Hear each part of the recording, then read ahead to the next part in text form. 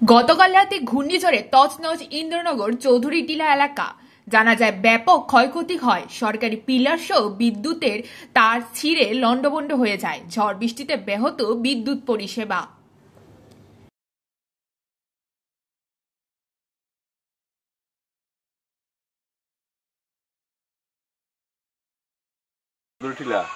আপনার কালকে যে একটা তুফান আইছে, তুফান আইয়া আসলে দেখেন না ঘরের চাল মাল দুনিয়ার তাই না উড়াই ফেলাইছে। আর এই বিদ্যুতের খুঁটি পুরো ভেঙে গেছে। রাত্রে রাত আমরা ফোন করছি রাত্রেবেলা ফোন করার মনে 10-15 মিনিট পরেই তারা আইছে। সেটা বিদ্যুতের লাইন কেটে গেছে। এখন তো এইদিকে বিদ্যুৎটা নাই, খুঁজলেও নাই, এই যে কারেন্ট সব বদ্ধ আর কি চান।